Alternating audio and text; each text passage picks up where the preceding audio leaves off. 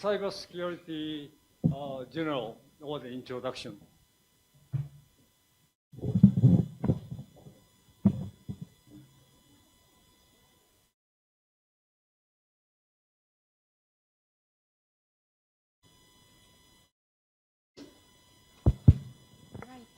Well, hello again. So this time I'm going to talk about cybersecurity. I think the most important part of the title is what do we mean when we say cybersecurity? Because I would say that cybersecurity can mean different things to different people. We already saw in the first day how differently we can conceptualize the problems in governance, how differently we can frame the issues. So I'm going to talk about cybersecurity today. I will first go through some concepts and then some definitions. When I prepared these slides, a good colleague of mine drew my attention to that concepts and terms are more or less the same things. So why do you split them in the slides? But I said, well, because some of them really are conceptual and others are more defined. So that's why I did the difference here. And then I want to talk about the threats, the current threat assessment. So why do we talk about cybersecurity? Because obviously there are some issues that we need to fix in our systems, in our services, in our societies. And so what is the threat that we're trying to then respond to? And then I will talk a little bit about remedies and also a holistic view of how I think cybersecurity can be addressed, like solved as an issue. So coming to the concepts, I want to remind you of the internet governance and then the cybersecurity governance discussion when I explained that in a way in these international negotiations, we talk about the internet, the public internet that we use for social media, social communication, commerce. This picture alongside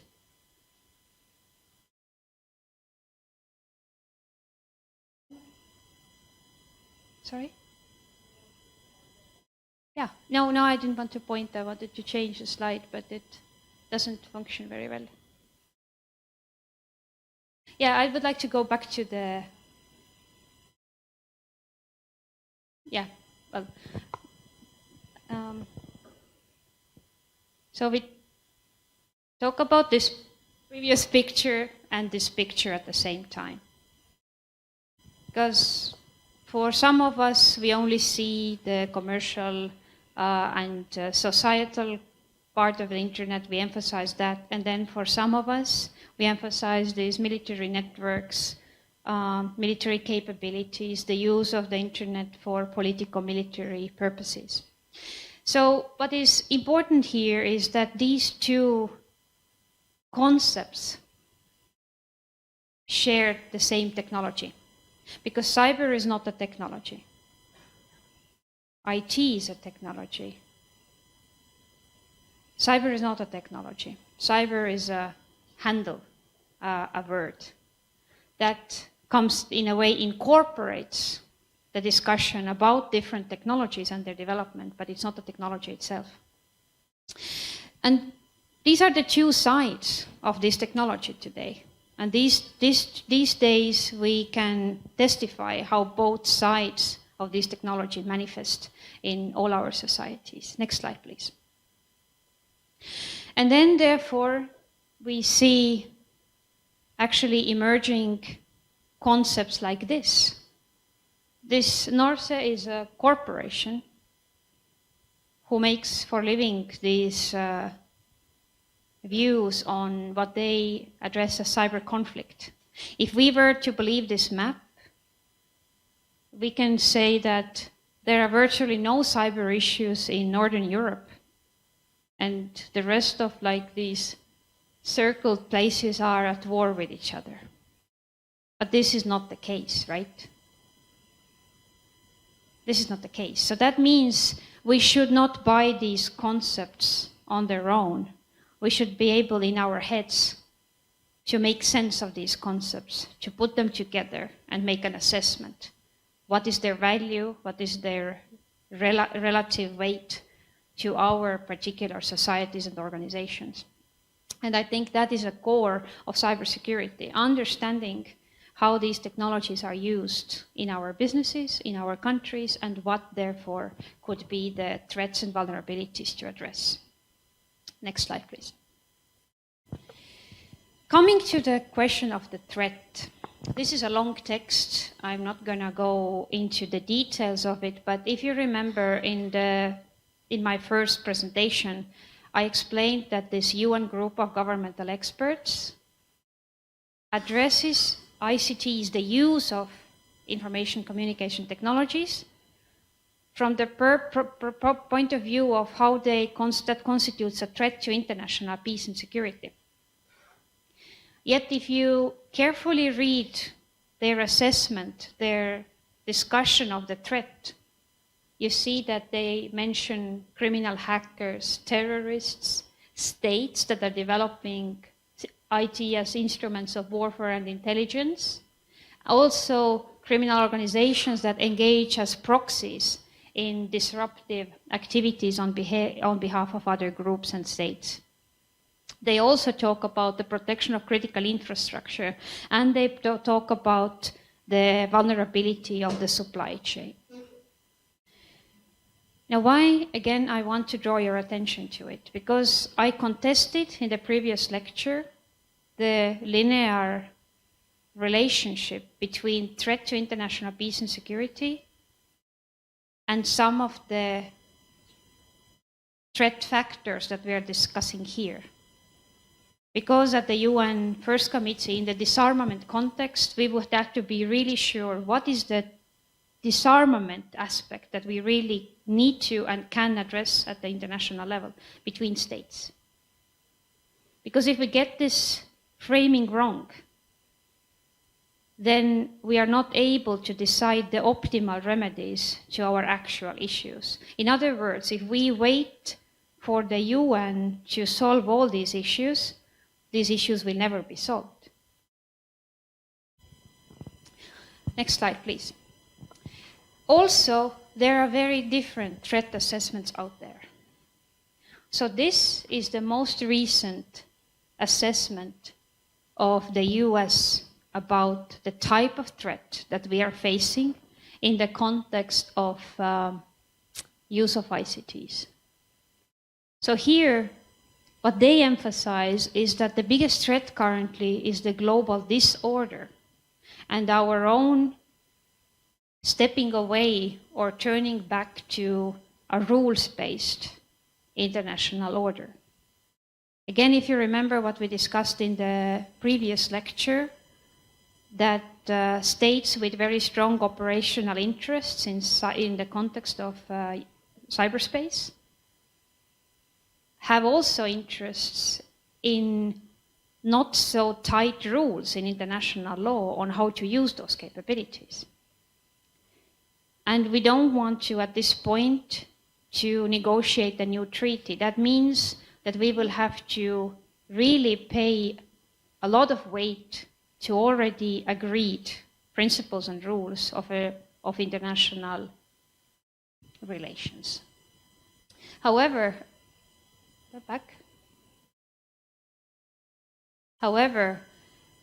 what is underlined in this national defense strategy from this year is that the biggest problem, or one of the biggest problems we are facing, also in the context of the cybersecurity, is this interstate competition. Remember these two worldviews. One, that we need information to flow freely and we want less governmental control over information and cyberspace. And then the other, that we don't necessarily want that much dependence and we want more control over the use of these technologies. So this is a competition between the worldviews, between states. And that in this climate, it is very difficult to come up with an international solution. Next slide, please. Another threat assessment comes from the UK. Again, a very different one, because what the UK says is that although they are aware, and actually they are engaged in developing military cyber capabilities, then what they say is that the people in the UK the majority of the people in the UK will not be directly harmed by those governments, by their capabilities. But the main issue to be resolved is that the UK population is much more likely to fall victim to cybercrime. Very different emphasis point from the international group of experts, from the US, from the UK.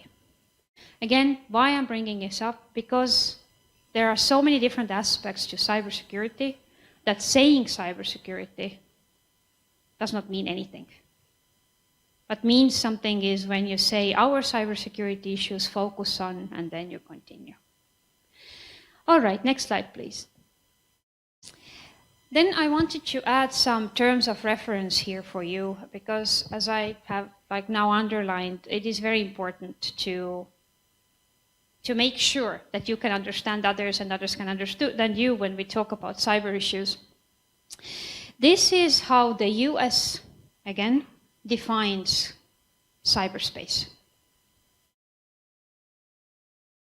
There are two different definitions.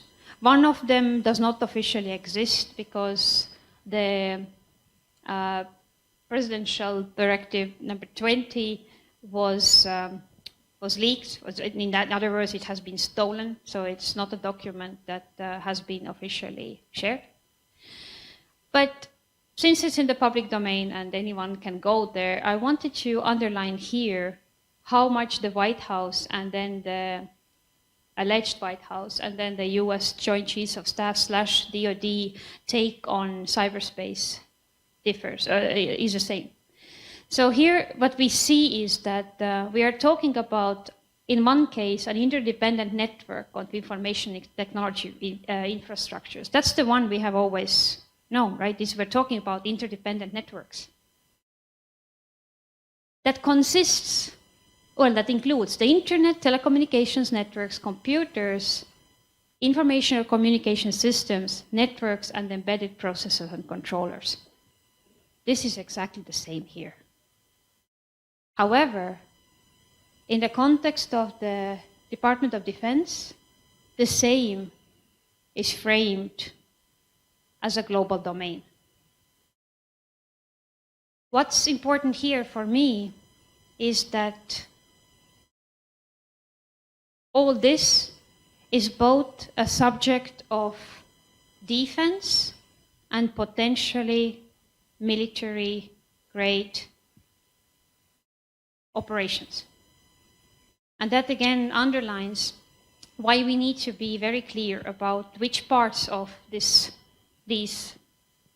domain, or then this infrastructure, or these independent networks, we need to pay our attention to, and at what levels: political risk, corporate risk, individual risk, hygiene, corporate practices, government strategies. Next slide, please. And this here is the ITU definition of information communication technologies, not cyberspace. But ITU essentially refers to ICTs as a domain, and in this case they don't talk about military domain, but an area of, which underlines again how careful we have to be about the language.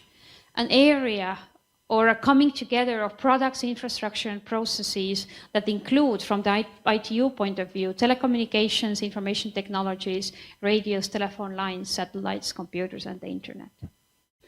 It's all, in a way, the same aspects of technology that we talk about, yet with very different emphasis. Next slide. I think we also need to look into the vocabulary of what do we mean when we say a cyber attack, because that's what we hear every day now. There's cyber attacks on government systems, cyber attacks on private systems.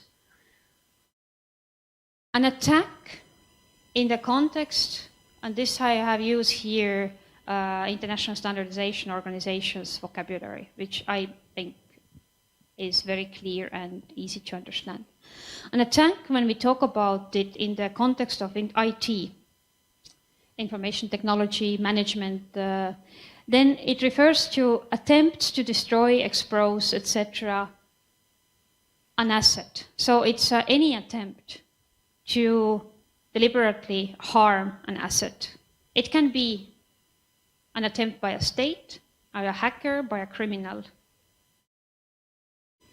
So it's, in that sense, it's actor neutral. But at the same time, oftentimes we use the terms attack and incident as synonyms, yet they are not.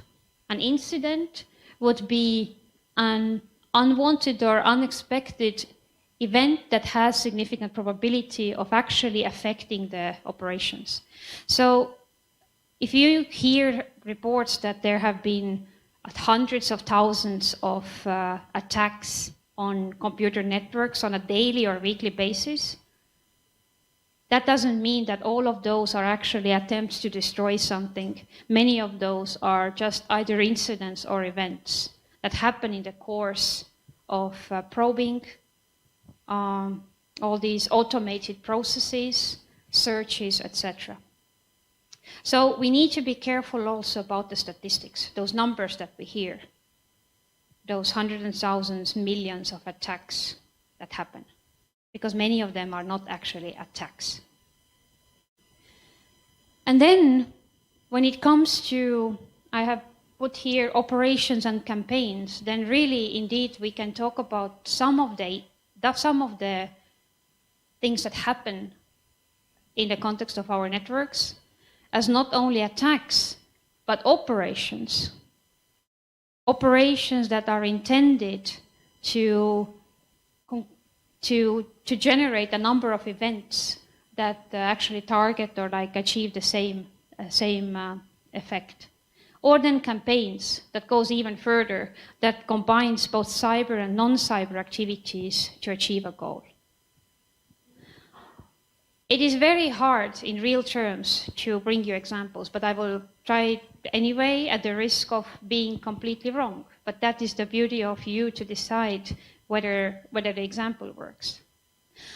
So a lot has been discussed about Stuxnet, the attack, the malware that was active in the Iranian nuclear facilities. Now there are some authors who portray Stuxnet as an operation in the sense that it both attacked, but then it took a long time to also explore and test and then function in the systems. Some could say that it's a broader campaign, that Stuxnet could be regarded as a part of a broader campaign against the Iranian nuclear program that would involve both cyber and non-cyber means to affect it. One could also make a very bold claim like that, for example, Estonia 2007 attacks that can be construed as attacks because they really were targeting certain governmental functions and systems, are actually part of a broader campaign together with Georgia 2008 and some attacks in Lithuania to draw the international attention to the threat of ICTs to international peace and security. Again, why I'm doing these exercises with you, because depending on how you frame, how you put several things in conjunction, in relationships with each other, you can use very different vocabulary to discuss them. Next slide. I come back to this later, so let's skip it for now. Then, in terms of threat, vulnerability, risk, and risk assessment, I'm not going to read these to you, but again, I'd say that whenever you use these words, it is really healthy to pay attention to what exactly do we mean by each of them. Because especially in risk assessment. So when we're talking about evaluating a risk of something happening to our systems, or the effect of something that is happening, I think it's very useful to here remember that we need to have the right terms of reference. What I mean by that, coming to the next slide. So our different disciplines use different terms of reference. I come from the background of law. So in law, in international law at least, we have the terms like breach of sovereignty, prohibited intervention, use of force, armed attack. These are legal terms. And they should only be used if you understand their legal definition. Then some of us with international relations background talk about threat to peace, breach of peace, act of aggression, in a way talking about the same things, but with different terms. It's also therefore that these disciplines are mostly interested in whether any given situation, be it an attack, an incident, actually reaches or corresponds to these definitions or these thresholds. Because if they don't, they do not have relevance from the point of view of international law or from the point of view of international relations. In other words, what may happen in your national networks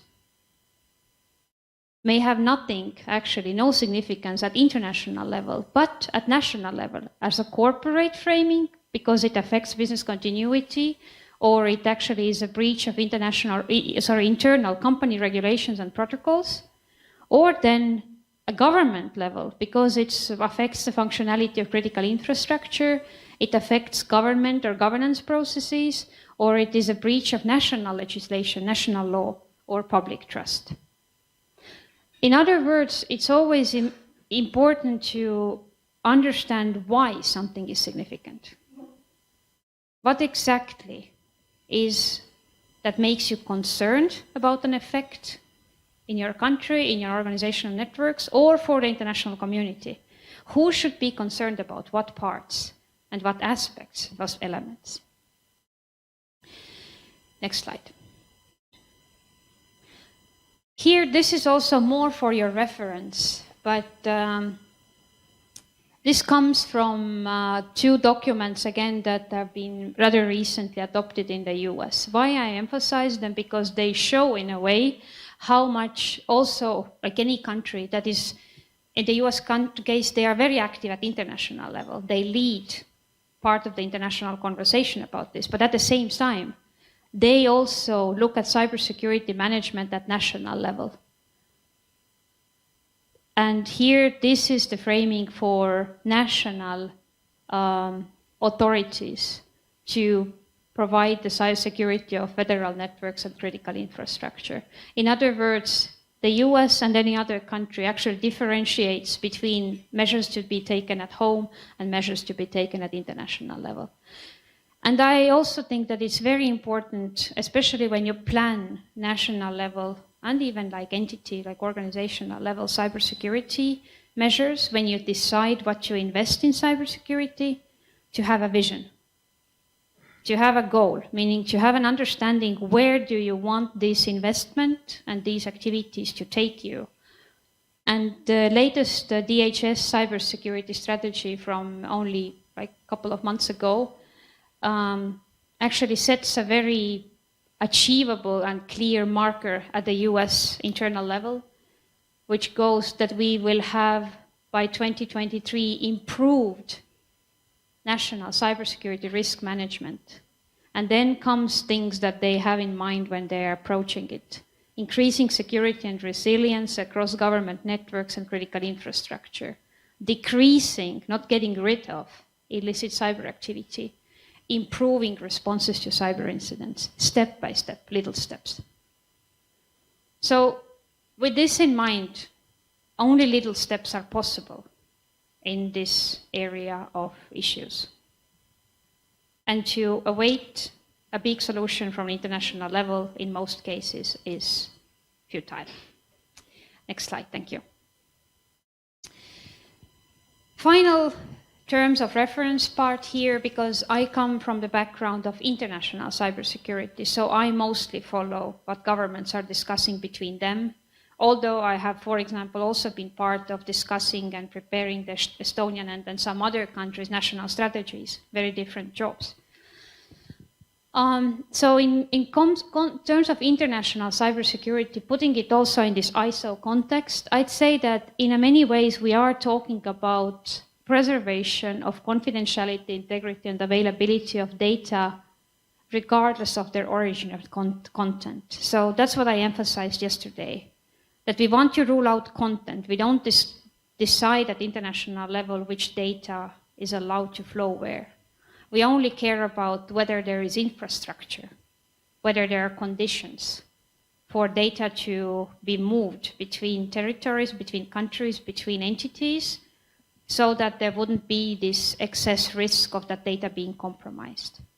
And at the same time, we don't care what flows in those networks. Of course, there are some exceptions there, because some areas of content are criminalized, actually, in many countries. Child pornography would be the one example.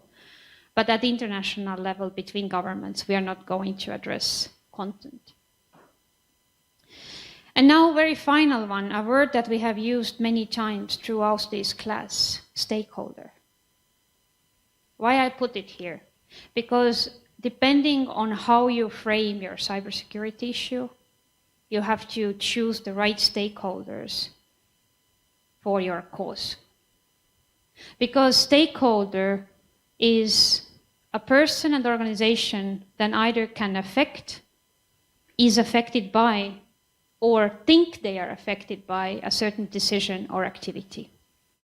So I mentioned to you this media campaign a few years ago that the governments are going to take over the internet. This is a very certain group, certain fear, certain message elevated to international level. It's a very broad claim. Is that right? Is that actually happening, the government's taking over the internet? Well, you can make a claim that it is happening, and you can make a claim that it is not happening. So it's too broad of a conversation to constructively have in the international level, or like at any level.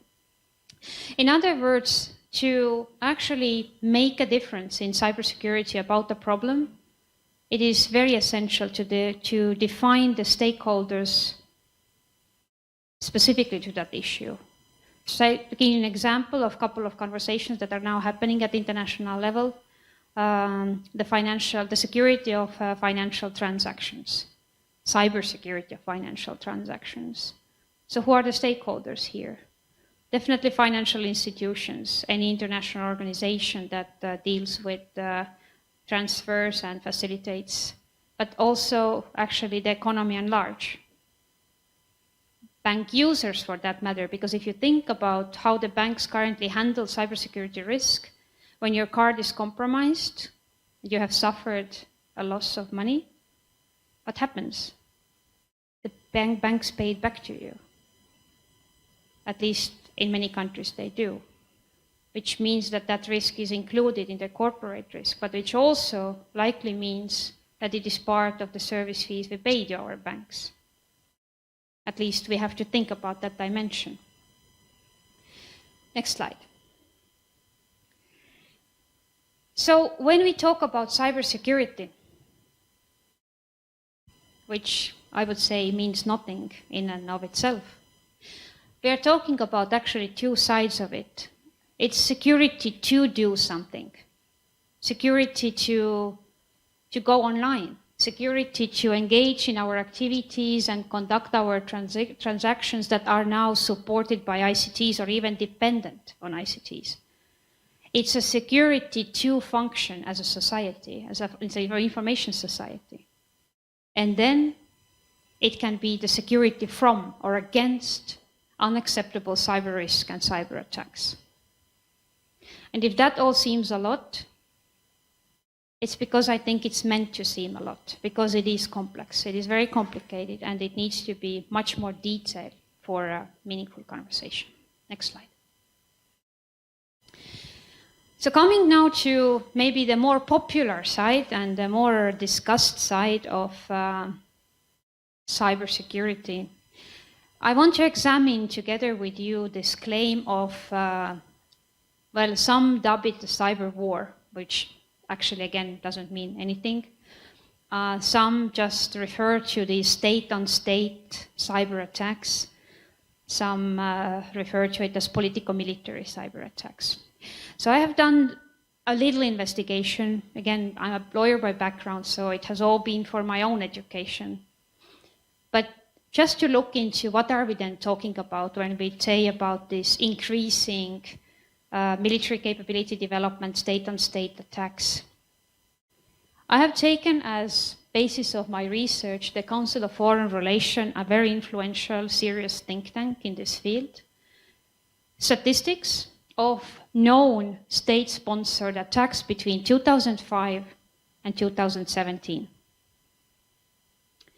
They list 208, and that is done now a few months ago, but the number has not gone up like magnitudes.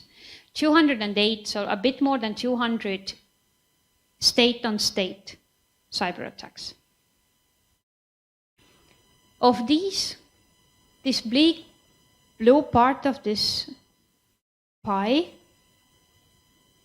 of the 208, 173, that's like roughly 80%, are cyber espionage.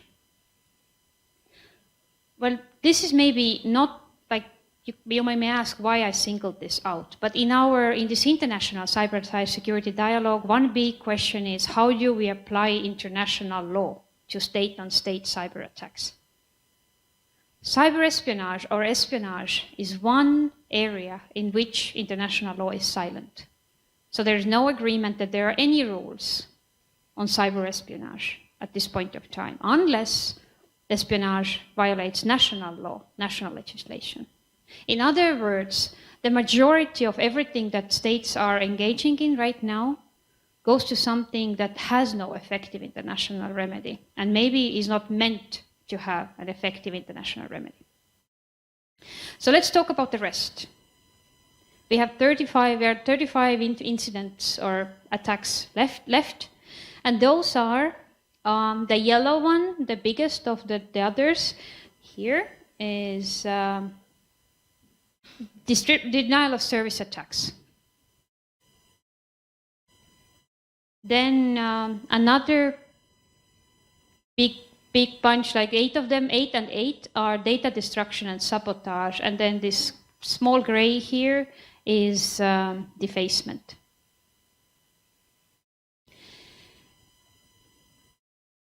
They are not very serious operations. There is nothing warlike in them. I think the most significant to really try to think about in terms of really international law and security at the context of international peace and security, at most could be those that involve in sabotage and data destruction. But at the same time, a rather authoritative view at this point among lawyers goes to that in the context of, for example, international humanitarian law, data as such is not construed as an object. In other words, that IHL does not afford separate protections to data alone. So if there's an attack that only targets data, it is not necessarily afforded the protections or against. All right, so effectively we're talking about some 30 plus, or let's say 40 incidents that have some manifestation in the real world. So we go to the next slide. Let's now look at who engages in those activities, which countries. Because often we get this idea that it is, for example, mainly China, or mainly Russia, or mainly North Korea. It is not my own research. I have used the data of the Council of Foreign Relations.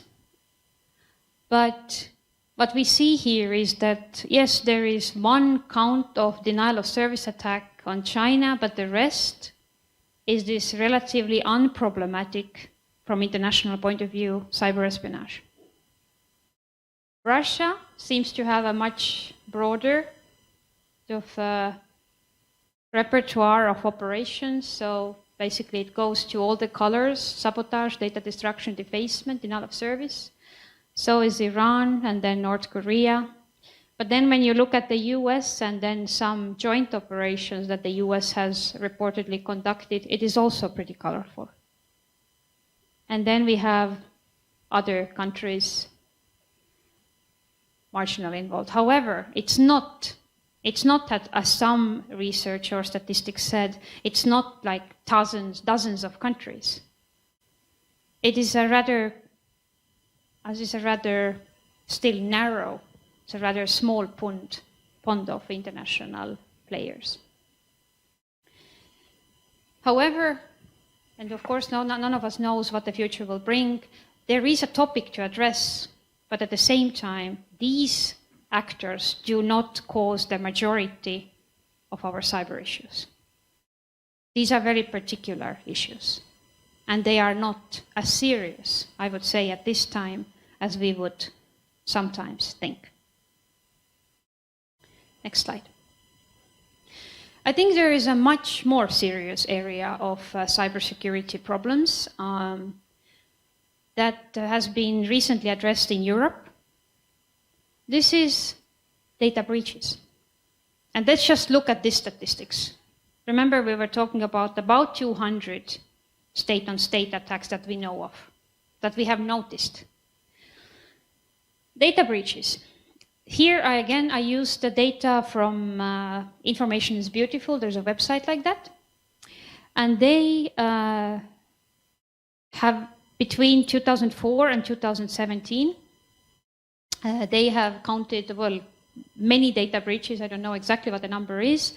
But here what we see clearly is that 2004 to 2010, there were relatively few countries that were affected by data breaches. And then in the past decade, like let's say 7-8 years, the number of countries where we have significant, like large data breaches has gone up considerably. So the next slide will, next slide? Yeah, thank you. So here you will see that in 2004, 2010, 7 countries were really affected by these like noticeable data breaches. Of these, US had 61, and then everyone else had some.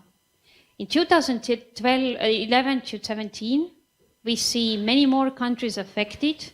And what's interesting is that in the US, that has been exposed to these kind of breaches like already earlier, the number has not shown any decrease. So, in other words, you could say that countries that have been long aware of cybersecurity issues, vulnerabilities, and risks have not been able to put up a significant, at least, margin of defense or protection or safety so that the data breaches would not affect them. So you have to also think about what cybersecurity costs to organizations, to governments, to individuals. And obviously, there is some mismatch between the urgency, the size of the threat, and the actual investment and return of investment. And that should make us think again about what is it that we consider an issue? What do you consider an issue? When do you apply like encryption to your phone, or when you're forced by the producer or the manufacturer, or when you actually feel that you are concerned about your privacy? Next slide. But what we're also clearly seeing is that, so there are 5 categories that the Information is Beautiful uses about data breaches, that not only are data breaches becoming more prevalent and more like international, but they're also becoming more serious. So the red arrow is category 1, that is relatively like trivial, simple, non-sensitive data breaches. But in this last cycle, the last 7-8 years, we are seeing the data breaches becoming more severe, also by consequences. So more data is affected, more sensitive data is exfiltrated or compromised. Next slide. There are many bad factors out there but you have to tell who is who and what they're after. And next slide. Coming to, again, something that was mentioned in the cyberspace governance thing. Surprisingly, many of the real incidents, or let's say real problems that countries have, like state level, and that we discuss in the UN and OSCE, the main community that can actually do something about it is still these computer emergency response teams, computer security incident response teams. And that again should make us think about what is the margin of the real military issue here? What is the need or the relative weight for cyber commands compared to these national level, government level response mechanisms? What are the instruments that we really need to put in place? Next slide. And also last slide.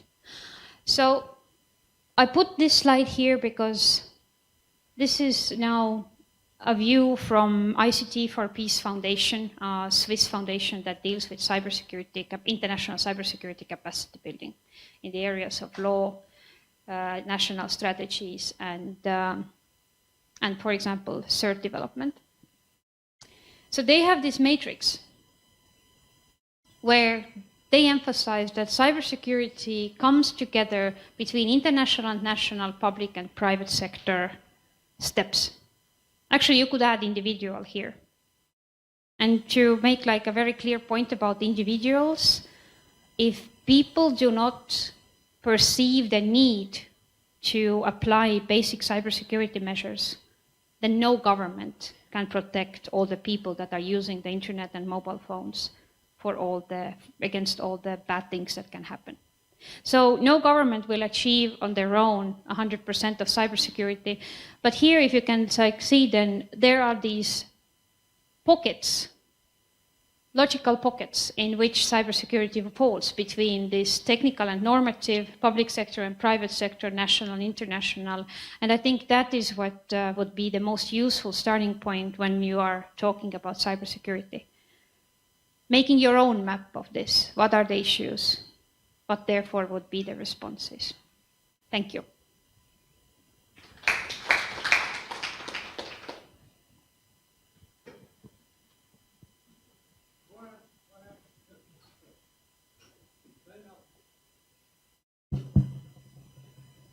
Thank you for the very beautiful presentation. As you know, cybersecurity affects businesses the most because they have large networks full of the sensitive information, and single breach can expose businesses in the wild and cause millions. Do you think it is a time now to educate people to be aware, or at least some simple measures for cybersecurity? Thank you. Thank you. Well, as I also said, I think people are this sort of one of the very important links in this, our ability to actually produce to take advantage of the societal and economic benefits that the ICTs can bring. Because we talk about 4 billion users and we talk about the next billion users. And if those, you can actually maybe turn it to the room, just to the, yeah, thank you. Because if those users do not understand what they do with their computers and their cell phones and on those networks, then like I said, nobody can protect them. Or otherwise we will end up in this complete surveillance protection society. The interesting thing is now that, for example, in the European Union, right now the big thing is GDPR, this General Data Protection Regulation, which gives persons the full freedom to basically go to any state authority, to any company and ask what data the company has about them, how it is processed. The key will be whether people actually will use this right. Because we have heard from many polls around the world that people are concerned with their privacy. But are they actually willing to do something about the privacy is the question. And I would say that alongside with that, we still have to ask one critical question in addition, which is, if all our governments, at least many of our governments, believe or join this conversation or this alleged cyber threat, this like political, military cyber threat, then it's the same governments that are putting the next billion people online. So if governments consider it that serious of a threat, then how can the same governments still promote that wide use of these solutions and services? So it's, I would say that it's a balance, and the balance is not rightly struck right now. I think there is excessive balance on talk and not so much on action. Thank you. Thank you.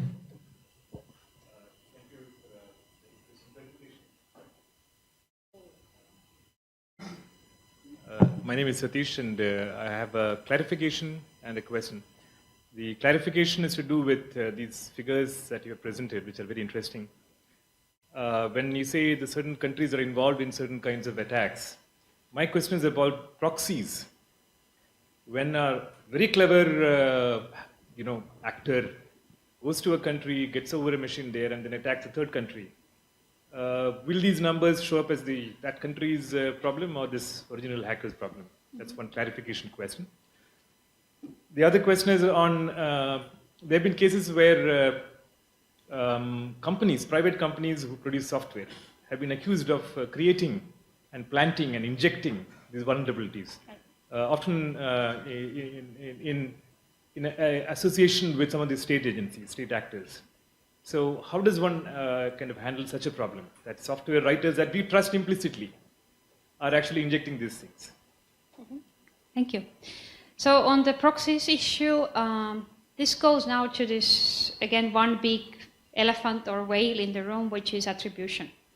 Because it's attribution, well, it's a technical, in a way, it's a technical activity, but at the same time, it's a capability. Not all countries, not all organizations have that capability. And I'd say that the lack of that capability is partially right now the enabler of these many cyber attacks. So cyber attacks, and here I don't mean only state by state, state on state, but all these like hacker communities, etc. This emergence of the market in a way of cyber exploitation. I'd say that so this is also why governments are trying to put in place in these confidence building measures to make sure that no country reacts immediately on what they think it is happening. They want, and this is part of both the UN group of governmental experts and OSCE recommendations, that governments first get oriented in the situation, because maybe it's something that they think is just an event, it's actually an attack, maybe it's part of a larger campaign, and that's where it is encouraged that if you are not sure in your own ability to attribute, you actually work with other governments or groups who are able to attribute. And here the private sector has also offered their help to some of the governments. Because I'm sure you can all remember cases where there is sort of this muscle memory of whatever happens to a country, they would immediately point to their neighbor, which may not be the case. Coming to your second question, can you give me a keyword? It's about private agencies that produce software injecting. Yeah, the software issue. So that's another thing that has been raised at international level. How can we create this trusted supply chain? Well, two aspects here. One is, and it has been brought up again by the private sector already, that governments should not force their private sector to planting the back doors. And this has been emphasized by both the group of governmental experts and again in the OSCE, this idea. At the same time, there are companies who are engaged in planting backdoors without any government direction. And here, I guess, we face the same problem that we are facing with this. Like, we could have had the solution of like inbuilt security 10 years ago, 20 years ago. It is just that our assessments of the market being ready for that or the consumer requiring that have been wrong because the market does not demand it yet. I guess that the awareness curve is up, and it goes also to the standardization and maybe like the cost of IT products, because for a long time the emphasis or the idea of like the goal of governments was to keep the cost down so that more people would use. And I think here we're now seeing these initiatives where actually companies start to market themselves as providing the layer of security, and that will hopefully change just to the next level. Thank you. Thank you. Thank you. I have a few interrelated naive questions. When I'm asking this question, the local context of Nepal from where I am, that is in back of my mind. So the first question is, the lawmaking process is one thing, and it affects the citizen at large in the long run. But at the same time, in the lawmaking process, whoever is there, policymakers, that also reflects the value they carry and how they perceive, for example, cybersecurity, what kind of impression they have.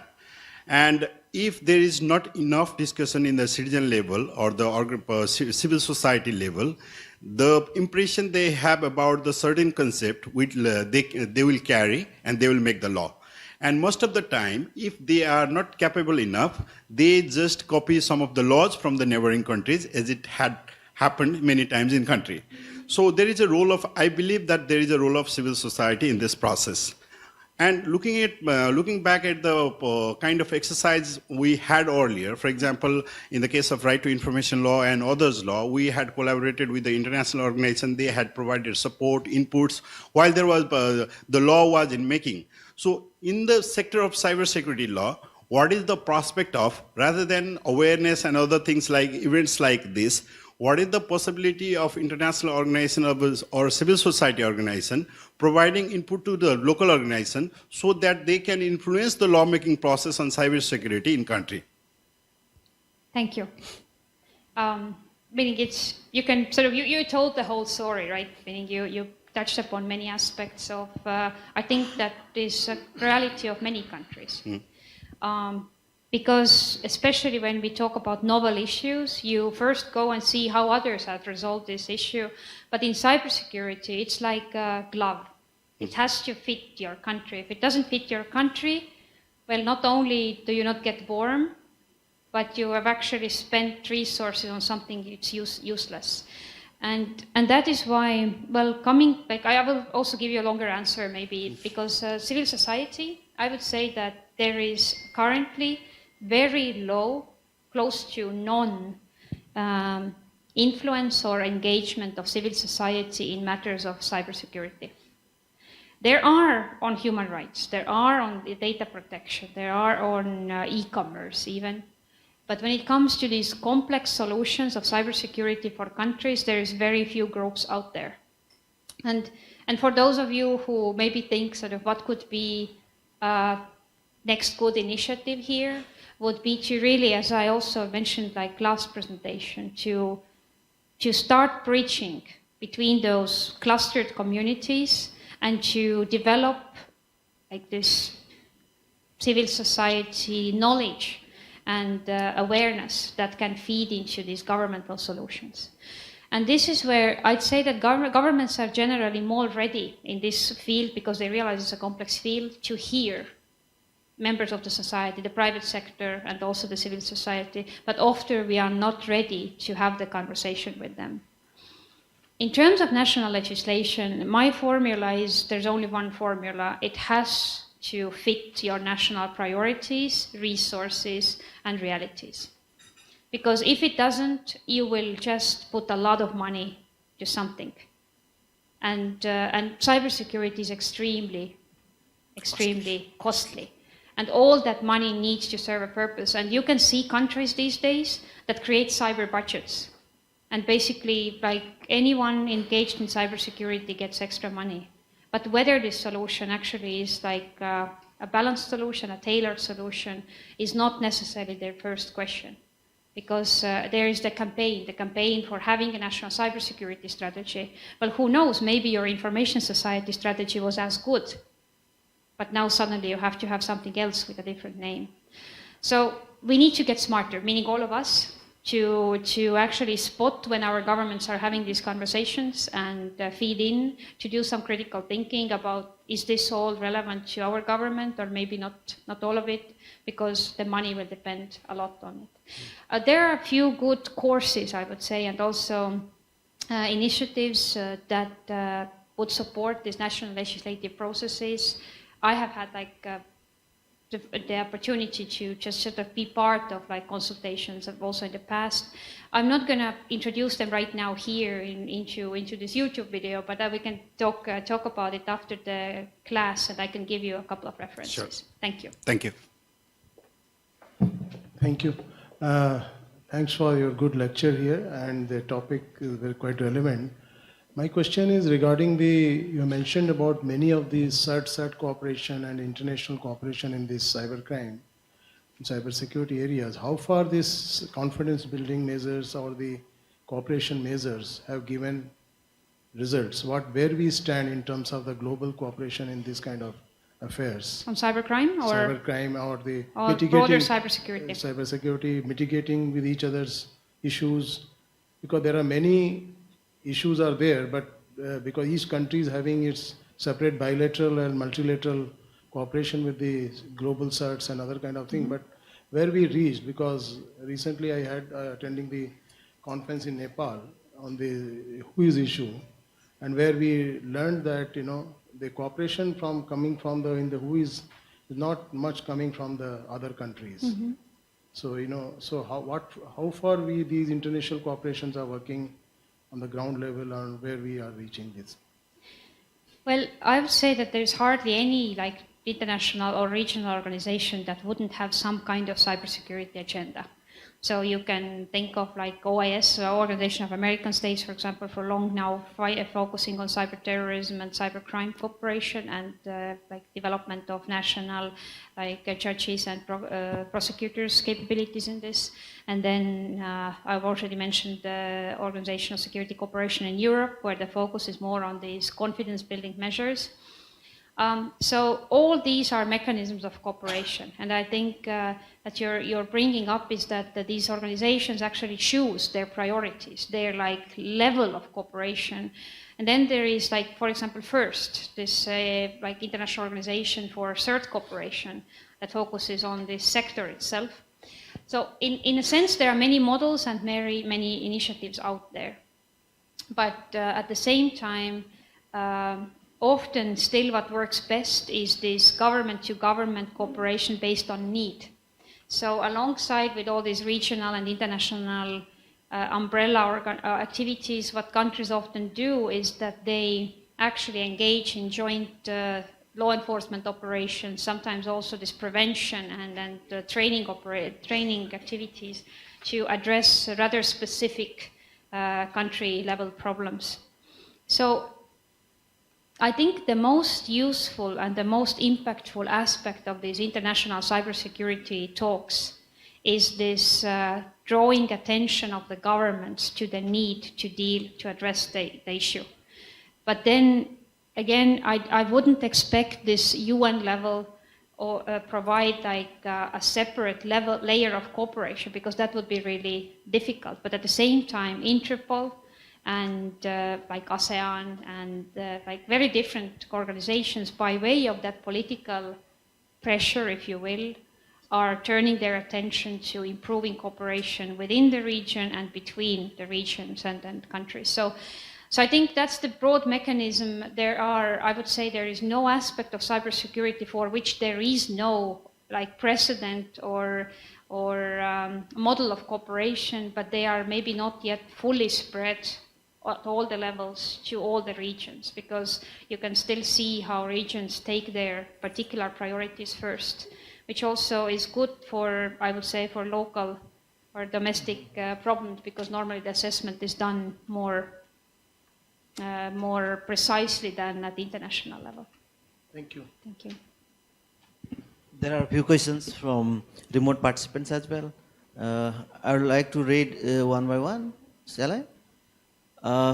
Kasif Faruqi asks, you mentioned that we shouldn't be waiting for UN to take steps in terms of ensuring cybersecurity.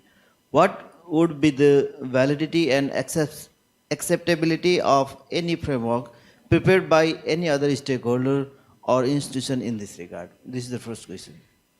When I say that we shouldn't be waiting for the UN solution, I would just, what I emphasize here is that we cannot wait until that solution comes, because that solution will be high level and it will not address like individual issues at the country or systems level. So what we need to do is anticipating, of course, that there will be some kind of further international discussion, really focus on these national and regional and organization level, like company level issues at this point of time.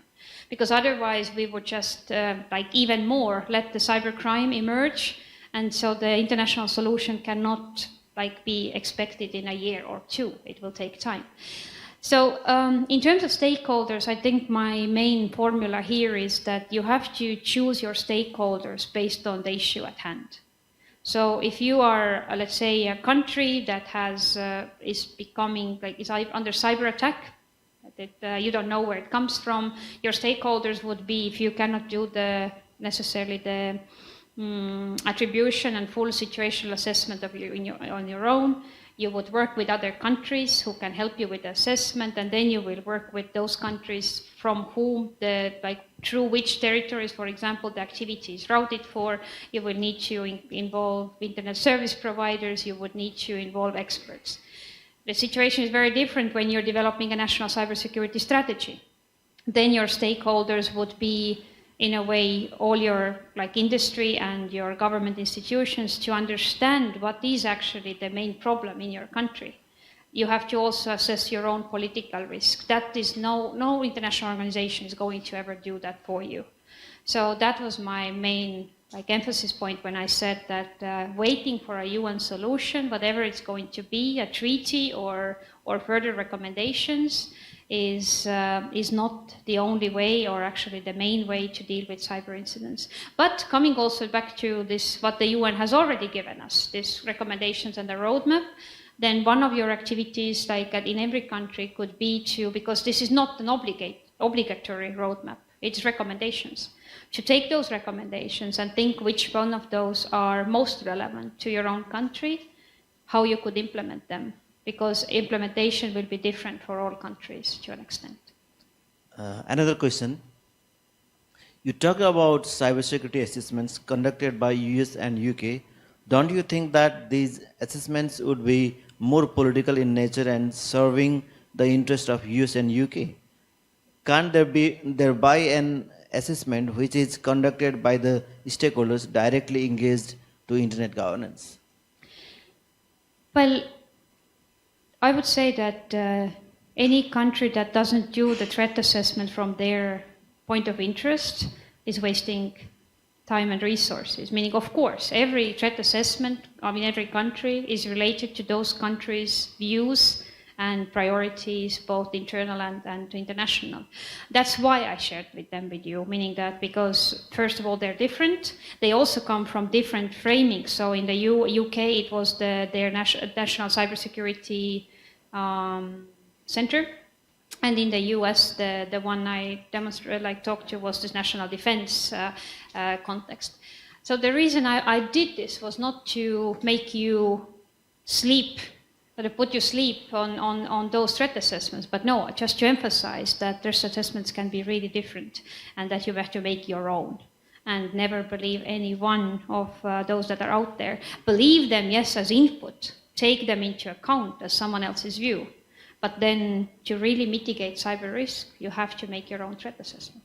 And final question is, you mentioned that if people are not feeling the need of applying cybersecurity measures, then no government can take any step in this regard. Taking example of Pakistan, where majority of the internet users are actually not aware of how to take cybersecurity measures, then it means that it will take Pakistani government very long to long to actually take steps to put a cybersecurity framework in place because the government will think that there is no demand? Yes and no.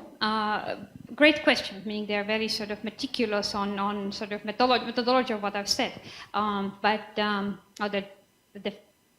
I want to again emphasize here is that without the cooperation of all the users, meaning if we don't care how we use our computers and what sits in our networks, then what can government do? They cannot collect our phones every morning and clean them from malware, right? Of course, government can do what's their part. They can even further intensify the laws against cybercrime. They can put more resources into these computer emergency response and public awareness.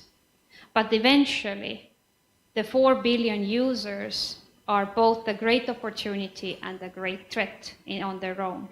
So no government can go all the last mile, and that results from the users' awareness and taking responsibility.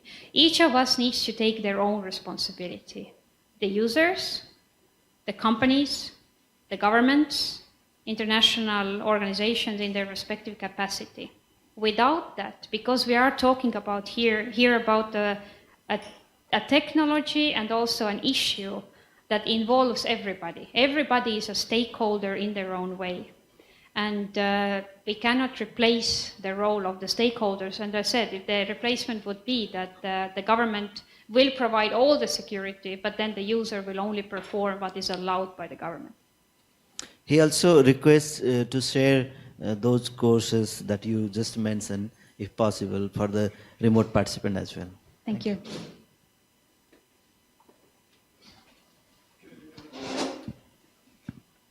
Can you go back to the page 18 and 19? This number, Yeah. your personal opinion, or among your colleagues, seems this number is so small. Seems to be not all the magnitude bigger, but looks like several times bigger. That's my impression. I don't have any special information in this area, okay? And someone it's so small. How's your impression? I fully see what you're saying, because that is why I did this. Okay. And I did this because I had similar sort of conversations with people all the time. So we're talking that there is this very big threat state on state. But at some point there was actually an exercise we were doing, and I asked people, please, every one of you, take a list of paper and write 10 cybersecurity incidents that you know that are relevant to international peace and security. Nobody got 10. Well, everybody, Estonia, Georgia, Stuxnet, steel mills, some others, and then you get to 8, and then you don't know anymore. So then I figured, how is that possible? Because we all think that there is so many of them. So how can we not name 10 or 15? Because they go on every day. And that's when I visited this and a couple of others. I'm not saying that it is all, but I would say that to my surprise as well, they had everything I knew covered. Okay. Okay, can you go to the next page, 19? A similar question. Okay, somehow I don't believe this figure in the same token. If you look at this figure, China did so many espionage. And the USA and the Israel and the UK doesn't even show up, almost none. And that somehow it just doesn't make sense, my intuition. Okay, for example, the reason is Stuxnet, they made a very careless mistake at the end. Even a beginner may not make that kind of mistake. So it's exposed. Okay? And the USA and the UK, they are professional. Normally they don't make any mistakes. So they do many more, but nobody notices. And again, I would say, first of all, this is very superficial research. That's right. Yeah, Not okay. my own data, just like putting it into action. Why I put this slide here, I wanted to emphasize that in a way, US and Russia have similar operational interests in all this. That's right. Quantity-wise, this only goes to publicly known. So there are probably many operations that we are not aware of. But what is the nature of those operations? Meaning we see a defacement operation, right? We see a denial of service attack, we can witness it. And then what is like takes harder to unfold is this data sabotage, for example, data destruction, where the governments may not come forward with it at all. So there is definitely a margin there. My recommendation, based on your comments, is we should do better research on this That's right. to really understand what is going on. Okay, this is a comment, Yes. not a question. Okay, I'm reading a book by David Sanger, the new one. He published 2 months ago. Title is A Perfect Weapon. He's a New York Times writer, and he wrote a book on Stuxnet previously. And this book is so good. If you want to know this Stuxnet, how did it really happen, they go in very detail. And it seems to be this content is believable. Then the one thing I learned, very good information. I was really bugged. USA, after the Sony incident, apparently USA attacked the North Korean internet infrastructure. I know like Estonia and Georgia, it happened by, very likely by Russia. But we sort of believe USA wouldn't do it. Because if you look at those announcement from the USA government, it's very extremely unlikely US government is going to attack the internet infrastructure. But that happened in North Korea. Then this David Sanger's book says it's more likely. China just pulled the plug. So it's not like it's a USA. Okay? Problem. And that seems to be believable. But problem is in this area, USA or China or anybody, they don't acknowledge, they don't deny, they don't make any comment. So we just don't know. And so we have those problems. So let me repeat. It's, after the Sony incident, North Korean internet infrastructure was attacked, like Estonia and Ukraine. And people believe USA did it, but this is more unlikely, which is good news. Thank you. Thank you for a very enlightening presentation. For the record, this is Muhammad Shabir from Pakistan. First, a secondary question. I have two actually. One, this data that you presented from CFR, I've been following their studies and they present very interesting studies. Do you know of any Russian, Chinese, or North Korean think tanks who produce such kind of studies? Because I know that either they produce very good studies, CFR, but they are based in the United States. So do you know of any Russian or Chinese think tanks who produce such studies? Not like similar studies, but I do know of think tanks that operate in the same questions. So in China, firsthand, just having worked together with the China Institute of Contemporary International Relations, KIK here. Yeah. And in Russia, there is the Moscow University has this International Institute for Information Security. And then I have also seen Russian scholarship, like research in their books on similar numbers. Interesting is though that there I have seen largely similar mentioning of in incidents. What it can also underscore is exactly your remark that just we don't know, meaning what the public is aware of. The public is aware of in similar fashion in China, in Russia, and in the US and in Europe, because that's in the public domain. But when it comes to what governments are privy to, then of course that's a different grade of information that we cannot analyze in this. Yeah. Second question is more of that the issue that you referred to, that there is no UN level international treaty for the cybersecurity. Recently, we are hearing about the Russian proposal on the draft crime for cybersecurity, which they are about to produce in the General Assembly this autumn. So I know that Russians, they have a different worldview of what cybersecurity is and how cybersecurity and the content on the internet should be protected. And there are different positions between these Russians and the United States. So what are your thoughts?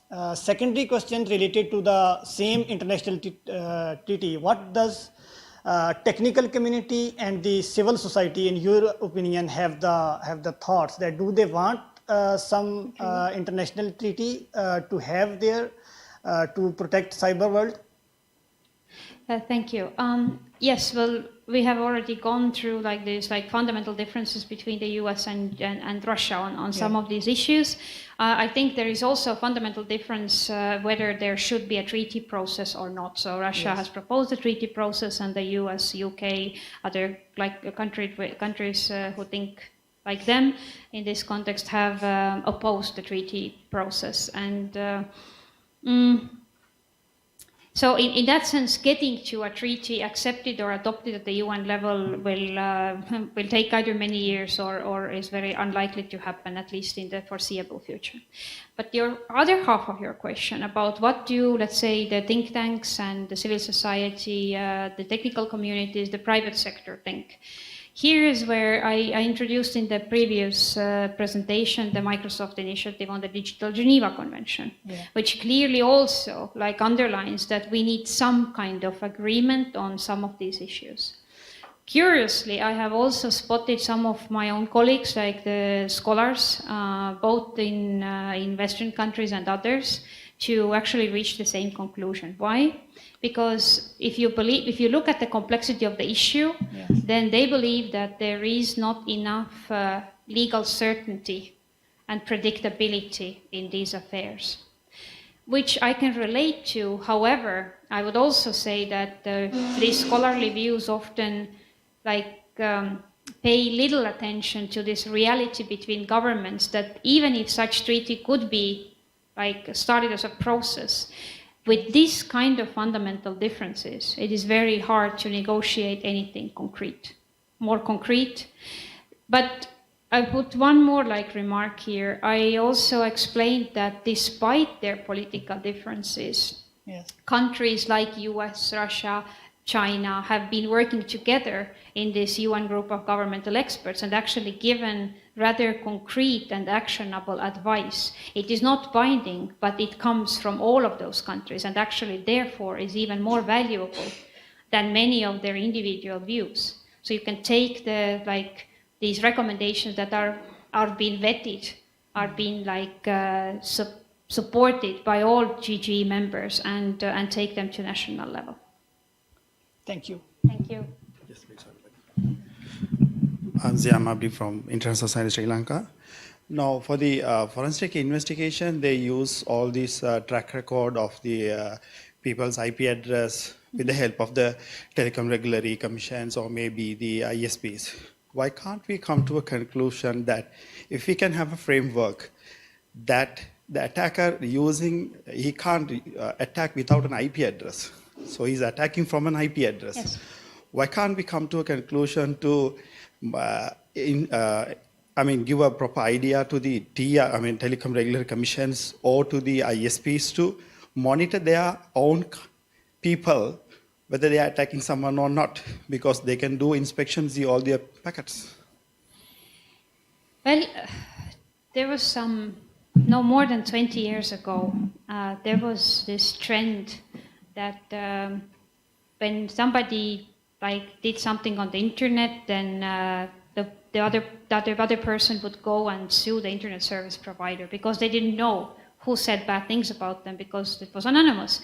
So they did the same thing. They went to their service provider and said, "You see who is operating there." What did the governments do then? They came up with this regulation. They said that if internet service providers are going to be held liable for everything that goes on their network, or they have to do something about everything that goes on their networks, then this technology will never take off. It will be so expensive as a service, and it will never spread worldwide. 20 years later, you're actually raising the same issue, and in a way you are asking, should we revise that policy? Because now we are seeing maybe more serious and more systemic threats in the networks. I think it's a valid question for governments, and I also think that there are governments who have already taken steps to that direction. So we have these mandates for our law enforcement and intelligence authorities to actually require cooperation from ISPs. I don't think it will be wider than that. I don't think it's likely to be overturned as an overall principle of ISP, exemption of ISP liability. But I think it's a working practice in many countries to actually take this IP address to the law enforcement taking this IP address to the ISP or even CERTs and asking them to provide cooperation. However, there's a very important nuance here. If we now asked our CERTs, the computer emergency response teams, to act this way, then we would put them in a danger, because by that they would become target to attacks and criminal activity. So it's important to keep those functions and tasks in the right authorities and actually support this cooperation between law enforcement, national security, and then whoever has the information. And of course, there's also this aspect of personal data, and I can give you an example. When Estonia 2007 attacks happened, so we had a lot of this kind of denial of service attacks. So all we had was IP addresses. And we asked the Russian government to cooperate with Estonia to search those people behind those IP addresses. The reason they refused was, at that point, the formal refusal went that the treaty that we had in place did not cover investigations only based on IP address. So there are these some real-world still nuances that prevent that cooperation, but I think you're completely right. Yeah, if we delay this now, maybe later on, if there might be billions of IP addresses on IP version 6, then it can be more versions than this. Yes. Yeah, okay, thank you. Thank you. Okay. Yeah, you comment something, then could you sort of explain or speculate again on the Monday's lecture? UNGGE, they come up with the draft norms, and they couldn't get a consensus. So my question is, what they are going to do next? In particular, are they going to come up with a subset of already diluted norms, so which they may be able to agree? Let me explain to the people who don't know on this matter. There's several things in these norms, and one of them is let's not attack CERT activity, because that's something we exchange those information, and that should be protected. Otherwise, in a global, those security system may go down. Next one is health. Let's not attack the medical or network, because many people are connected to the internet for their survival, and it's a real-time system. And if that one is attacked, we are in a mess. And technically, we just don't know how to recreate separately on this one. And the power grid, I'm not sure. That's just like a nuclear weapon. They may really want to not agree. But the medical and this third, C-third, I mean, they shouldn't have any problem to agree. So is there any those effort to make those subset, agreeable subset? I mean, we have to start from somewhere, right? And what's the, since I don't know I don't participate at all, could you maybe, what's the current status and what you could speculate? Well, I actually have speculated with this one. So this is my speculation on this, and I have like several times now mentioned that there is things that they have agreed upon, and this is now a commentary of some of the recommendations they have agreed upon, and there's a lot already here. I mentioned they have like given guidance on national like contact points, inviolability of cert, independence, the joint risk assessments, critical infrastructure protection. So I think this is the next step for the GGE. Whether they're going to take it, what they could do is now is actually see how many countries actually implement this. I am sure when you start implementing these recommendations at your national level, you will come back with different observations. You will come back with different, like, smaller nuances and your recommendations, and that reflects back to the GGE so that they can take their guidance further. And that is already a mechanism that has started. At the same time, they will keep pushing each other on those political differences. But the good thing about the group of governmental experts is that there are those two layers present. The high political level, and then this rather technical, practical guidance. And I hope that it will continue. I'm sorry we're out of time, so it's not that my, meaning if I get this 0 minute for, but we can take it out of the class. So thank you very much once again.